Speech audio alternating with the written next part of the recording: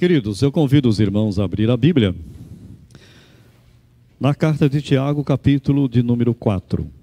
Nós vamos ler do versículo 1 ao versículo de número 12.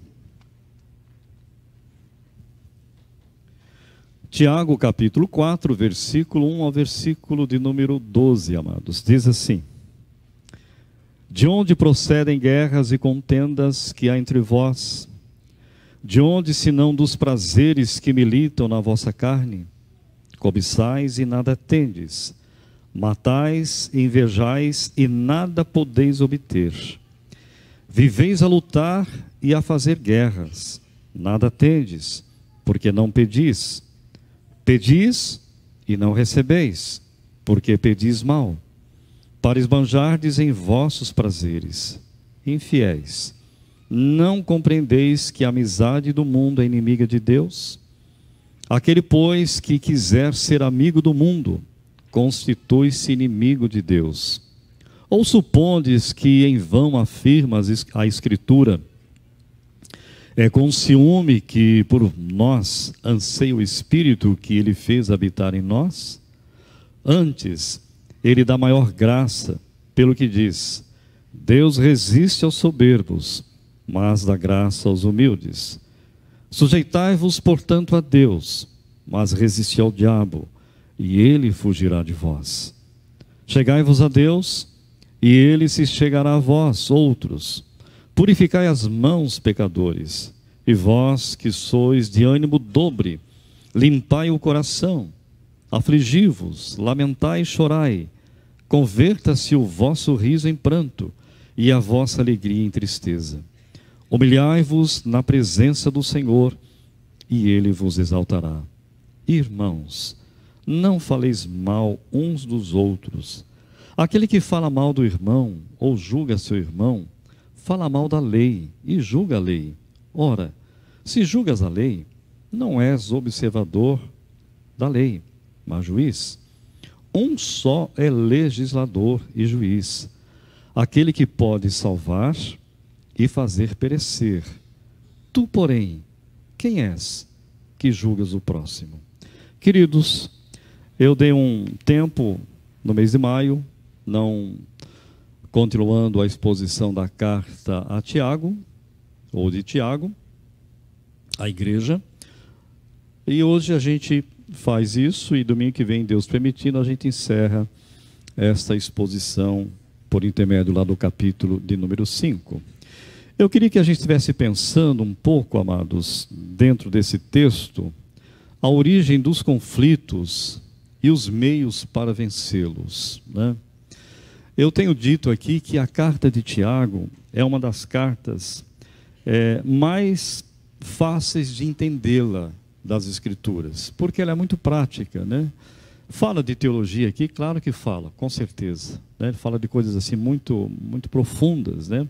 Mas tudo que Tiago fala aqui, é impossível a pessoa que é crente em Jesus Cristo, que já tem Jesus na vida, não entender. É impossível, né? Porque quando você lê a Escritura, quando você lê a palavra de Deus, o próprio Espírito Santo vai trabalhando no nosso ser, na nossa mente, no nosso coração para entender. E um texto como esse, inspirado pelo Espírito Santo, ele não é tão complicado para compreender, né? O que é difícil no texto de Tiago, sabe o que é? É nós vivermos, é nós praticarmos aquilo que Tiago ensina para nós. É diferente. Entender, nós entendemos.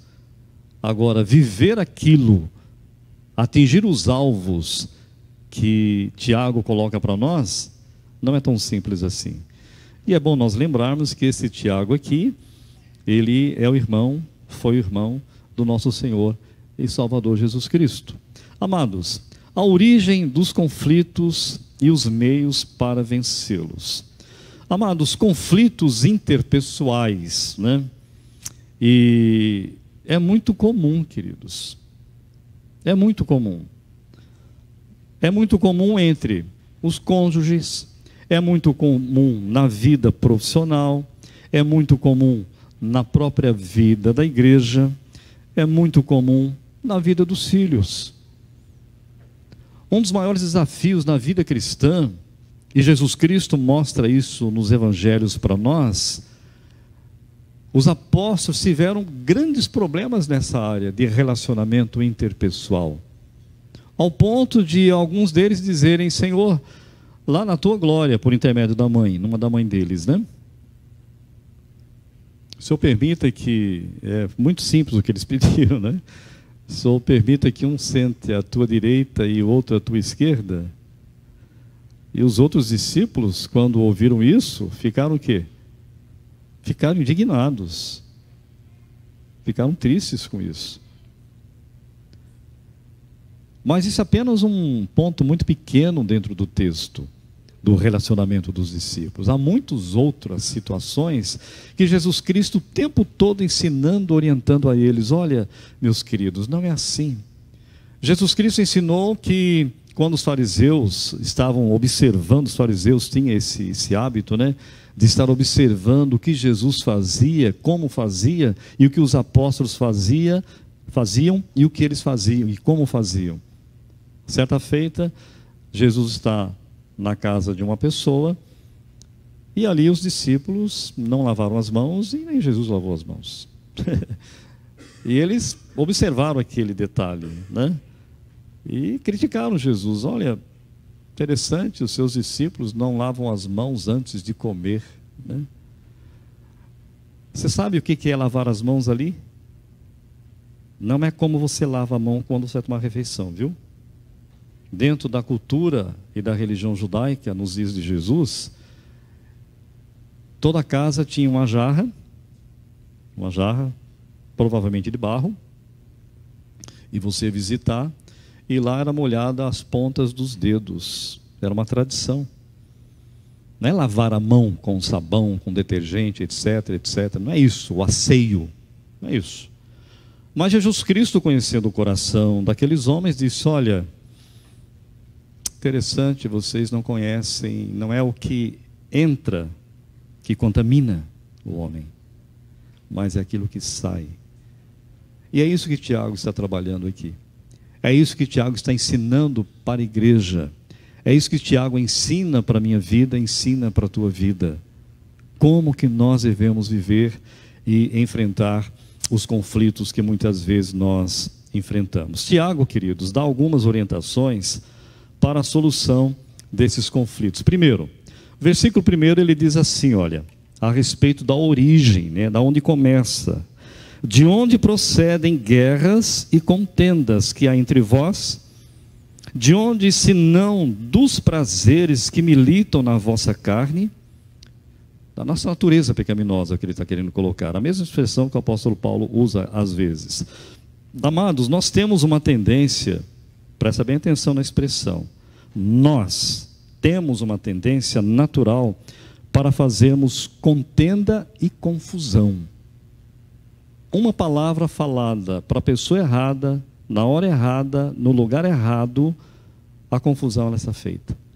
O conflito já começa por ali, amados.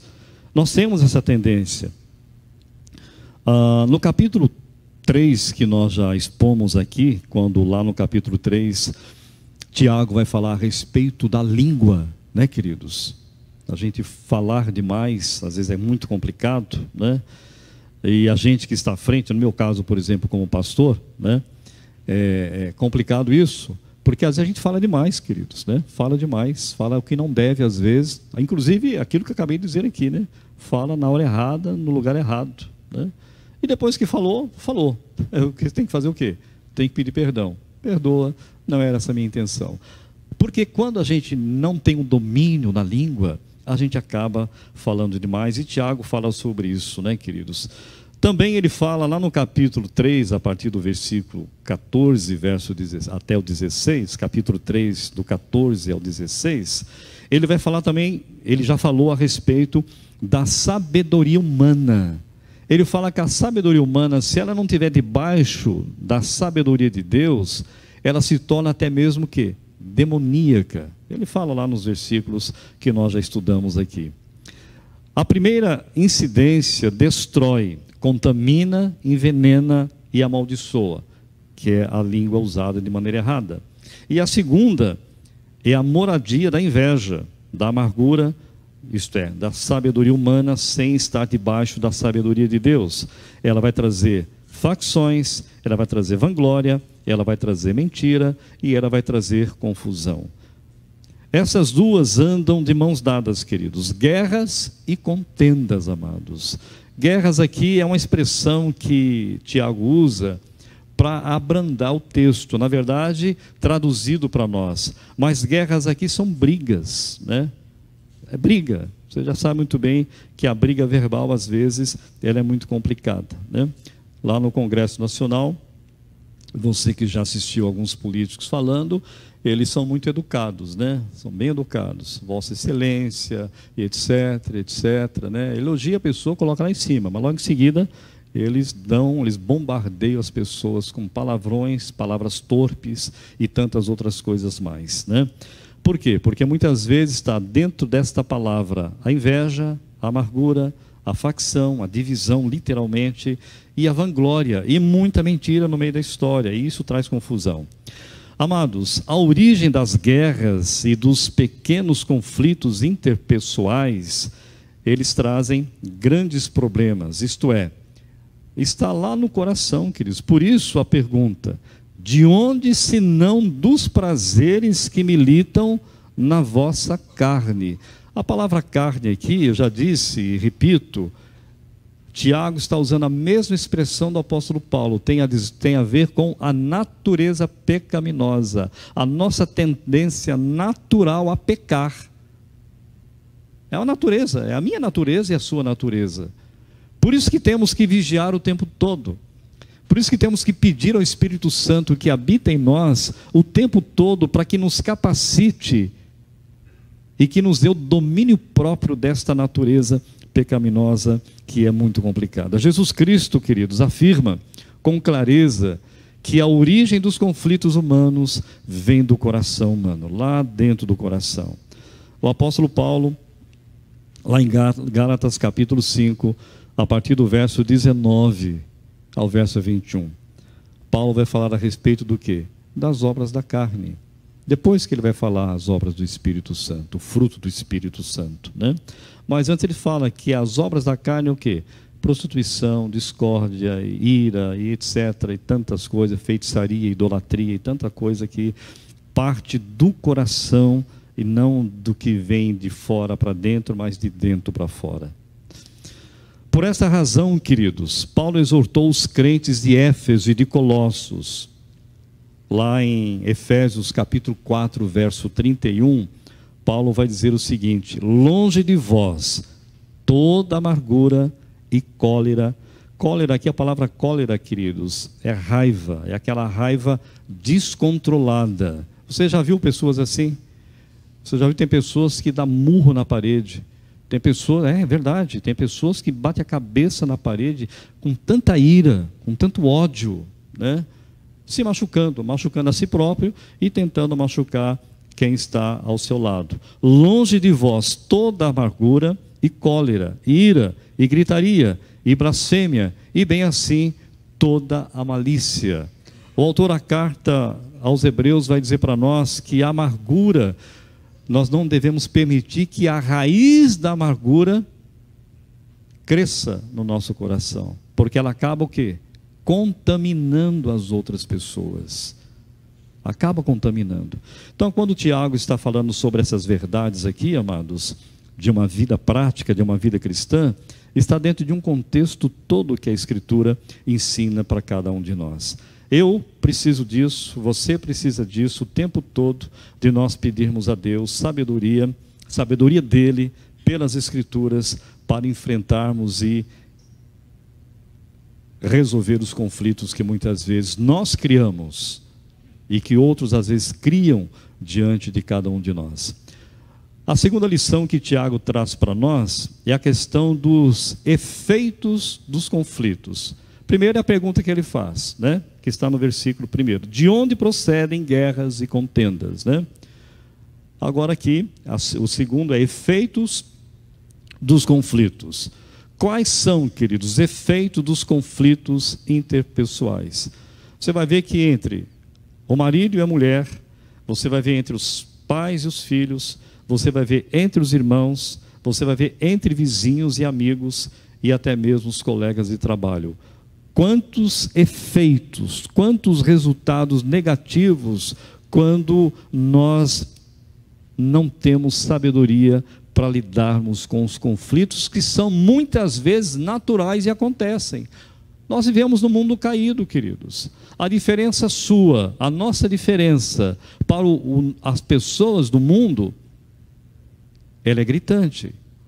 É porque temos a pessoa de Cristo Jesus na nossa vida. É por isso que Tiago está dizendo isso, que nós devemos ser diferente. Esse ser diferente é aquela palavra que Jesus Cristo traz para nós. Vós sois o quê? O sal da terra e a luz do mundo. Então nós precisamos refletir a luz de Cristo na nossa casa, com os nossos filhos, com os nossos pais, com os nossos irmãos, com os nossos vizinhos, com os nossos amigos. Segundo Tiago, queridos, os conflitos geram pelo menos 4 efeitos. A partir do verso 2 e 3 você vai ver isso. Primeiro, frustração espiritual, cobiça, inveja, violência, a contenda, isto é, viveis a lutar e a fazer guerras, diz o texto. Avareza, diz o texto, pedis mal para esbanjardes em vossos prazeres. Os conflitos, queridos, apenas nos levam a inimizades, a distanciamento uns dos outros e muito mais. A distanciamento de quem?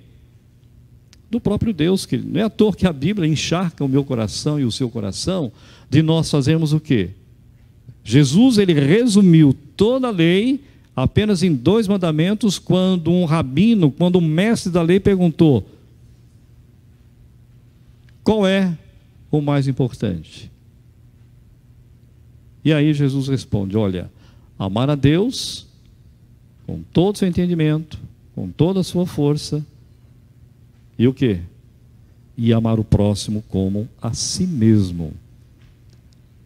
Jesus resume tudo isso. Amados, lembra da história, da parábola, que é uma história muito bonita, do bom samaritano? É exatamente isso. No final, Jesus Cristo faz uma aplicação da parábola que ele faz para o mestre que perguntou para ele: quem é que foi o próximo do homem? Que a pergunta foi essa: quem é o meu próximo? E aí Jesus conta a parábola do bom samaritano. E no final, Jesus pergunta: quem é que foi o próximo dessa pessoa? Do moribundo que estava lá. Aquele que usou de misericórdia. E o que usou de misericórdia, segundo o texto ali, era um samaritano. O sacerdote, que era judeu, o levita, que era judeu, passou de largo. Não podia tocar na pessoa, porque diante da lei, eles viviam debaixo da lei. Não podia tocar no moribundo, porque ele se tornava imundo. Amados, a vida de alguém é muito mais importante do que isso. É isso que Jesus Cristo ensinou naquela parábola. É isso que Jesus Cristo ensina para nós com Tiago, que nós devemos de fato aprender a pedir corretamente, queridos. A nossa oração, ela precisa ser uma oração mais bíblica, amados.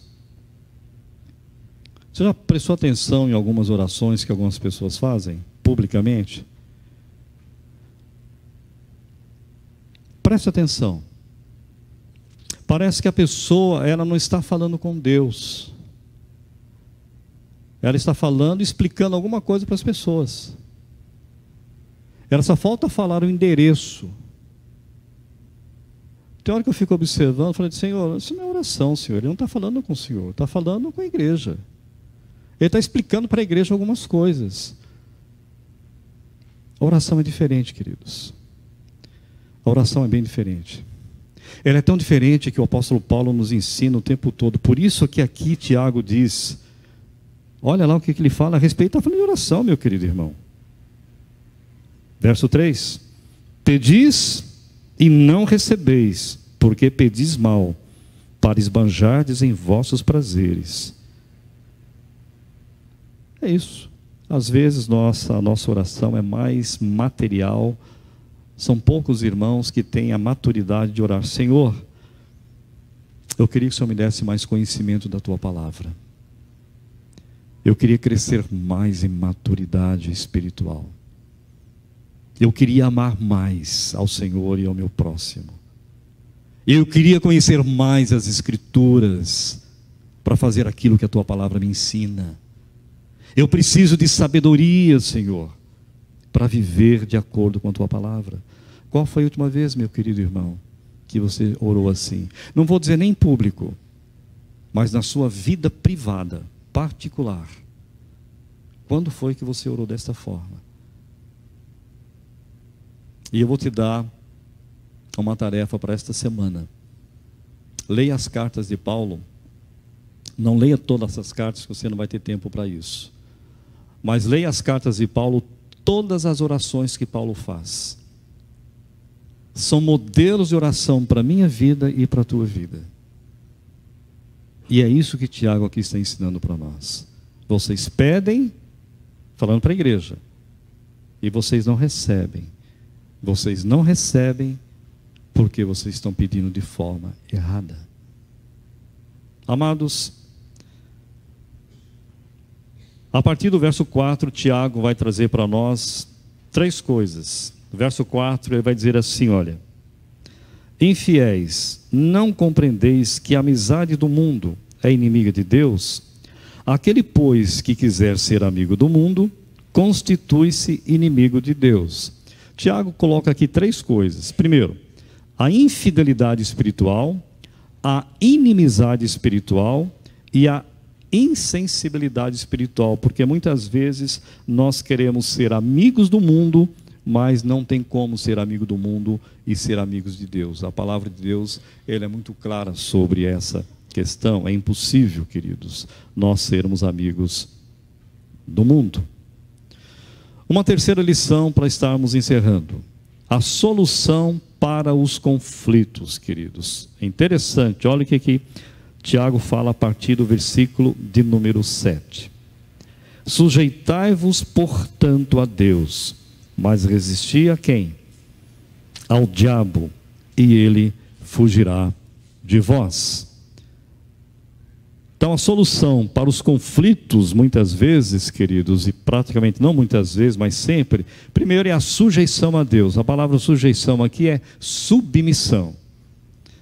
A resistência a Satanás, queridos, é repreender mesmo, não é determinar, mas é no nome de Jesus: eu repreendo isso, porque eu não concordo, eu não aceito, porque não é bíblico.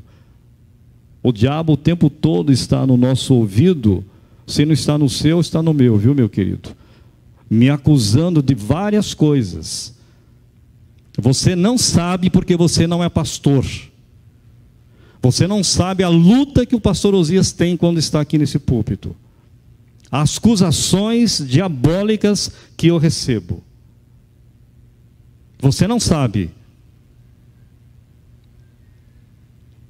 Porque o diabo está o tempo todo querendo destruir a vida do pastor Osias, o ministério do pastor Osias e a própria vida do pastor Osias. Se isso não acontece com você, você está vivendo na lua em relação a Jesus Cristo. E é isso que o Tiago está dizendo para nós. Devemos aprender a nos sujeitar, a ser submisso o que a palavra de Deus diz para cada um de nós. E ele fala que a gente deve resistir, queridos. Pedro vai falar para nós o quê? Que o diabo anda em derredor. Em derredor de quem? Daqueles que não estão nem aí para Jesus, não estão nem aí para a igreja, não querem nem saber, não, queridos. O diabo anda em derredor daqueles que amam a Jesus, daqueles que seguem a Jesus, procurando o quê? Uma brecha para entrar e procurar devorar. Jesus fala isso lá no Evangelho de João, capítulo 10, meu querido irmão, minha querida irmã, que o ladrão vem somente para roubar, matar e destruir.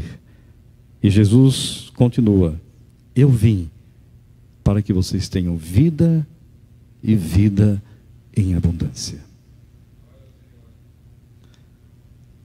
A aproximação de Deus, ela é preciosa, queridos. O verso 8 vai falar sobre isso. Chegai-vos a Deus, e Ele se chegará a vós outros. Purificai as mãos, pecadores, e vós, que sois de ânimo dobre, limpai o coração. O que é a pessoa de ânimo dobre? É a pessoa que tem um ânimo dobrado? Não, queridos. Ânimo dobre aqui é a pessoa que hoje ela está expulsando todas as hostes demoníacas que possam existir. E amanhã cedo, ela está quase se desviando da fé, pelos problemas da vida, pelas circunstâncias. Hoje eu estou profundamente animado. Eu quero converter os praticamente 2 milhões de pessoas que moram em Porto Alegre. Aí chega na segunda-feira, eu não tenho a capacidade de falar uma palavra abençoada para uma pessoa, porque eu estou precisando. Esse é o ânimo dobre. Hoje pensa de uma forma e amanhã pensa de outra forma. Os profetas do Antigo Testamento falaram muito sobre isso, muito sobre essa questão. Nós precisamos de purificação, de santificação. O verso de número 8 continua falando sobre isso, amados. Purificai as mãos, pecadores, né? Está falando de santidade, de santificação, queridos. Nós precisamos disso o tempo todo. Nós precisamos o tempo todo pedir a Deus para que nós venhamos nos arrepender de maneira verdadeira, amados irmãos. Verso 9 diz isso, é arrependimento que Tiago está dizendo. Afligi-vos, lamentai e chorai. Converta-se o vosso riso em pranto e a vossa alegria em tristeza. Isso é, tenha consciência de quem você é e de quem é Deus. Nós precisamos disso. 1 Crônicas capítulo 7, verso 14. Se o meu povo, que se chama pelo meu nome, orar, me buscar e se converter dos seus maus caminhos, então eu ouvirei dos céus e perdoarei os seus pecados e sararei a sua terra. O verso 11 e 12, queridos, interessante que Tiago, ele diz assim: irmãos, não faleis mal uns dos outros. Aquele que fala mal do irmão ou julga a seu irmão, fala mal da lei e julga a lei. Ora, se julgas a lei, não és observador da lei, mas juiz. Um só é legislador e juiz, aquele que pode salvar e fazer perecer. Tu, porém, quem és que julgas o próximo? O que Tiago está colocando aqui, queridos, é a questão da maledicência. O que é maledicência, queridos? A maledicência nada mais é do que a ação de falar mal de alguém com a intenção de denegrir e deprimir a pessoa a quem nós estamos fazendo isso. Na Bíblia, nós não encontramos a palavra pecadinho ou pecadão. Alguém já leu na Bíblia uma expressão nesse sentido? Eu creio que não, né, queridos? Se você encontrar, pode ter certeza que não é uma Bíblia inspirada pelo Espírito Santo. Pode ter certeza disso, né? Mas a Bíblia traz apenas o termo pecado. Maledicência é pecado, queridos. Irmãos falando mal uns dos outros. Você já percebeu que o apóstolo Paulo fala muito sobre isso? Que nós devemos amar uns aos outros, que nós devemos perdoar uns aos outros e tantas outras coisas, sempre uns aos outros. O próprio Senhor Jesus Cristo, no capítulo 17 de João, fala sobre isso. Que eu queria testemunhar para as pessoas nos dias dos apóstolos era a unidade deles. As pessoas iriam ver que, de fato, eles se amavam uns aos outros, como o próprio Senhor Jesus Cristo os amou até o fim. Muitas vezes, queridos, somos tentados à prática da maledicência. aonde que nós corremos o risco de praticarmos a maledicência, de falarmos mal do outro ou da outra? As redes sociais, toma cuidado. Vamos tomar cuidado com as redes sociais, queridos. Vamos tomar cuidado numa conversa informal. Se a gente não tomar cuidado, a gente começa a falar mal do outro ou da outra. Irmãos que nós amamos, pessoas que nós amamos, que têm a mesma fé.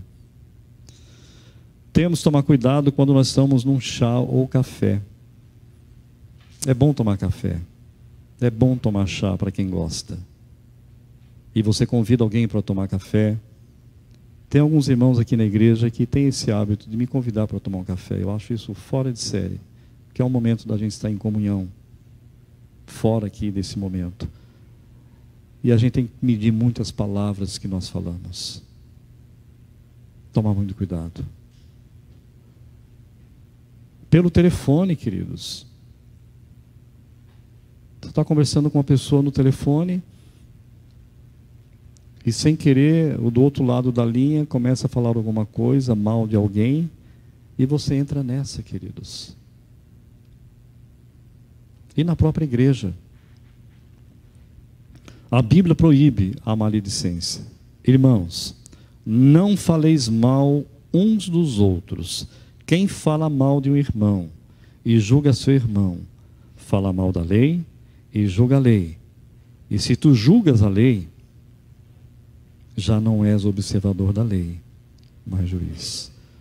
O único juiz que eu tenho, que você tem, se chama Jesus Cristo. Porque Ele conhece o que está aqui dentro. Ele sabe o que está dentro do seu coração. Coisas que nem nós muitas vezes conhecemos. A conclusão, amados, para encerrarmos aqui, é a seguinte. Primeiro, a Bíblia nos direciona e nos dá solução para os conflitos. Segundo, os conflitos se originam em nós e mostram seus defeitos externos, mostram como somos fracos e frágeis nesta área. Terceiro, a solução vem através de amor, obediência e santidade. Quarta conclusão, a vitória ou a derrota sobre os conflitos, queridos, virá segundo o que alimentamos melhor, o velho homem ou a nova vida com Cristo. 3 aplicações para a minha vida e para a nossa vida. Primeira delas, estamos alimentando mais o velho homem ou estamos buscando nutrição, alimento sólido para as nossas almas? Segunda aplicação, sejamos sóbrios, amados, e vigilantes para não cairmos em pecado. E a terceira e última aplicação para a nossa vida vem do apóstolo Paulo. Por isso, aquele que pensa estar em pé, veja que não caia. Que Deus nos abençoe. Amém?